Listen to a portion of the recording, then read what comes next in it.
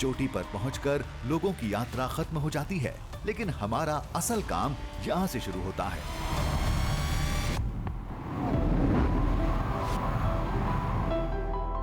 इस चोटी पर गांव वालों को रात के वक्त इंद्रधनुष दिखता है, लेकिन एक बात समझ में नहीं आ रही थी, यहाँ से नीचे के घर साफ नहीं दिख रहे, लोगों को सतरंगी रोशनी कैसे दिख जाती है। कहते हैं कि यहाँ रात के वक्त में एक रोशनी दिखती है इस जगह से, जिसे देखने पर ऐसा लगता है जैसे इंद्रधनुष हो। जैसे दिन में बारिश के बाद आप इंद्रधनुष देखते हैं ना, वैसे ही कहते हैं कि यहाँ रात के वक्त में रोशनी दिखती है और उसमें इंद्रधनुष जैसा दिखता है, 7 रंग एक साथ दिखते हैं। ये बड़ा अजीब है, ये अपने आप में ही बहुत रहस्यमयी है। दिन में इंद्रधनुष बनने की वजह सूरज की रोशनी और पानी की बूंदें हैं। छोटी बूंदें प्रिज्म का काम करती हैं। जब सूरज की तेज रोशनी उनसे गुजरती है तो प्रकाश 7 अलग रंगों में टूट जाता है। लेकिन रात में यह कैसे संभव है? रात में सूरज की रोशनी या तेज प्रकाश कहां से आएगा, वो भी इस सैकड़ों फीट ऊंची चोटी पर।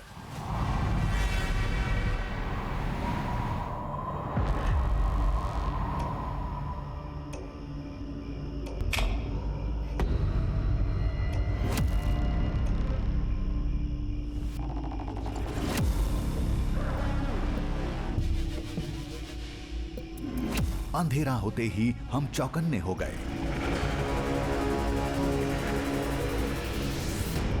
हर तरफ निगाह थी। चोटी पर, नीचे, पेड़ों के पीछे, आसमान में, घाटी में, पता नहीं वो दिव्य प्रकाश जिसे लोग इंद्रधनुष कहते हैं किधर दिखेगा।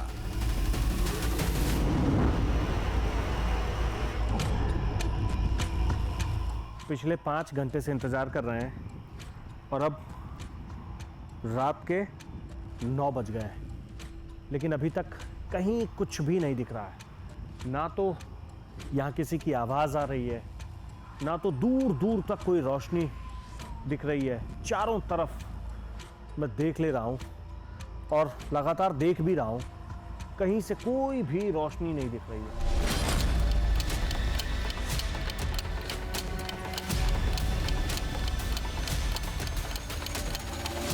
ये चोटी विज्ञान और आस्था के बीच जंग का मैदान बनने जा रही थी। फिलहाल हम महाभारत के अर्जुन की तरह दिग्भ्रमित होकर बीच में खड़े थे।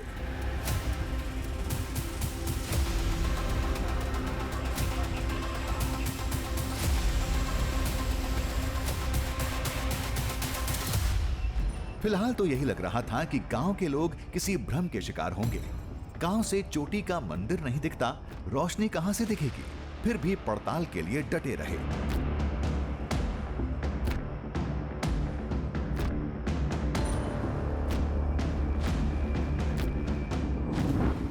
रात के 11 बज गए हैं। आखिर वो रोशनी हमें कब दिखेगी जिसकी तलाश हमें शाम से ही है? कहीं कुछ नहीं है। लेकिन कहते हैं कि रात के वक्त में ऐसा होता है, ऐसी रोशनी दिखती है जो इंद्रधनुष जैसा होता है, लेकिन अब तक तो ऐसा कुछ भी नहीं दिखा।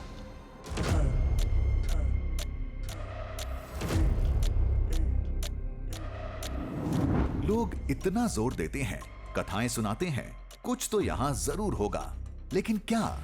ये समझ से परे था। अब इसे जगह का असर कहिए या फिर लोगों की बातों का, हमें इस वक्त इंद्रधनुष से जुड़ी पौराणिक कथाएं याद आ रही थीं। भारत में इंद्रदेव बारिश के देवता माने जाते हैं। इसके धनुष आकार की वजह से इसे इंद्रधनुष कहा जाता है। ग्रीक पौराणिक कथाओं के मुताबिक इंद्रधनुष देवदूतों के धरती पर आने का जरिया है। जापान की कथाओं में इंद्रधनुष को स्वर्ग का पुल कहा जाता है।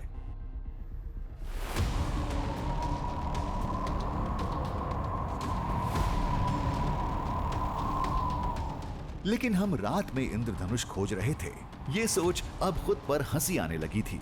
अब कर भी क्या सकते थे, रात तो चोटी पर ही गुजारनी पड़ेगी।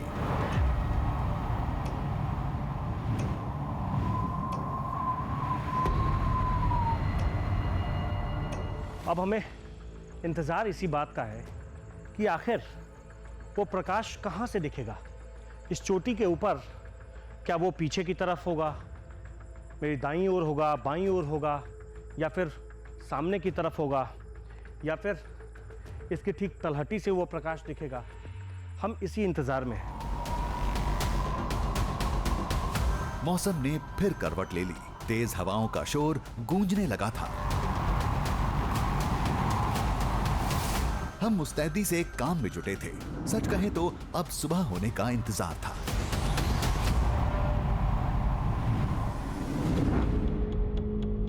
तभी घाटी में कुछ दिखा, तेज रोशनी में लिपटा। हम चीख पड़े। ये कैसा प्रकाश है?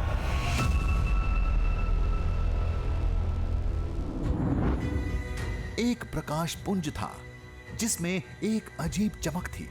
धीरे धीरे प्रकाश और चमक दोनों मध्यम हो गए।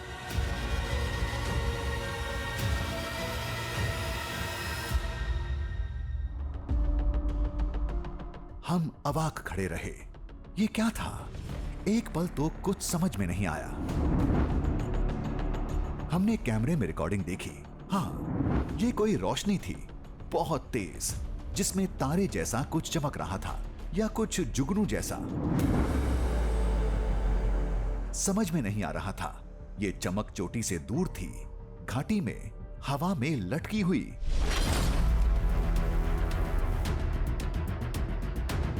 ये इंद्रधनुष तो नहीं था, फिर क्या था? वो रोशनी कहां से आ रही थी? कह रहे थे सब यहां से इंद्रधनुष जैसा कुछ दिखता है, लेकिन ये तो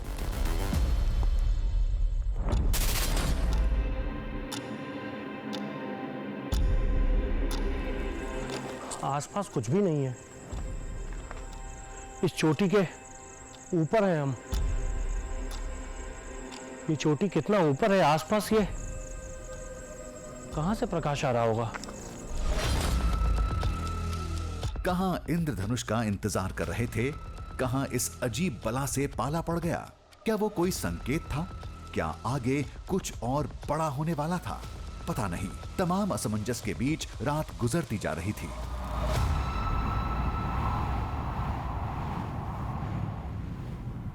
अभी रात के तकरीबन 1 बज रहे हैं। हम लगातार यही देखने की कोशिश कर रहे हैं कि आखिर वो प्रकाश हमें कहां से दिखेगा, जिसकी कहानियों को सुनकर, जिसके बारे में सुनकर हम यहां तक पहुंचे हैं। वो जो भी था, अजीब था, कुछ समझ में नहीं आया। सुबह होने में कुछ घंटे बाकी थे।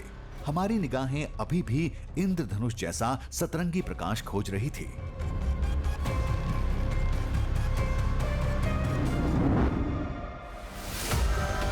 बंद करना, ये लाइट बंद करना। एक बार लाइट बंद करके देखते हैं कि क्या कुछ दिखता है।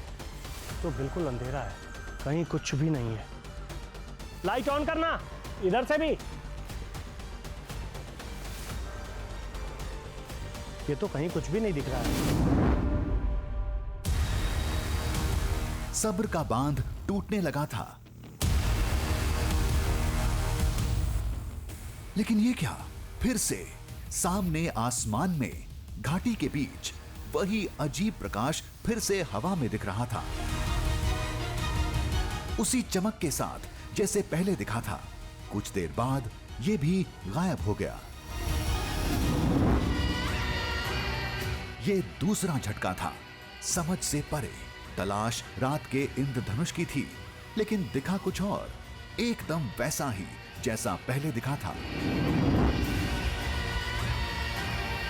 तेज प्रकाश में कुछ चमकीली चीज, लेकिन क्या? कोई जवाब नहीं सूझ रहा था।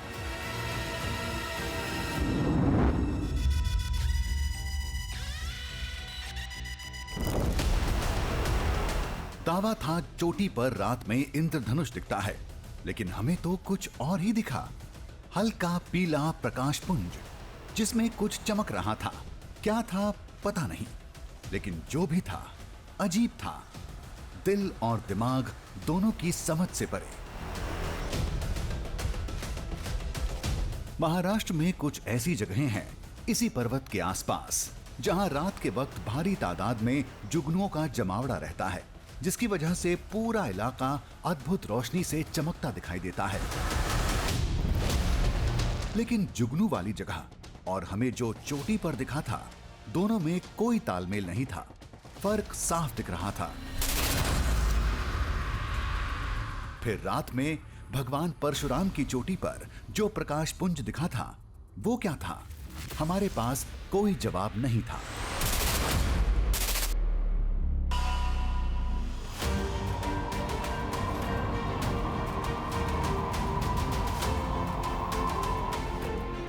कहानी के अंत में हम हमेशा पहेली को सुलझा कर लौटते हैं। आज पहली बार एक नए रहस्य को यादों में समेटे जा रहे थे, एक नए सफर पर, एक नए दृश्यम की खोज में।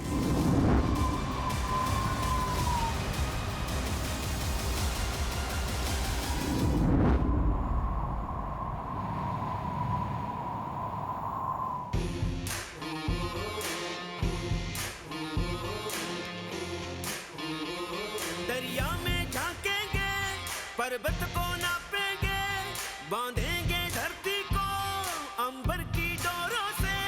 सूरज के चेहरे से पर्दा हटाना है, तूफान आंधी को भी अब चीर के जाना है।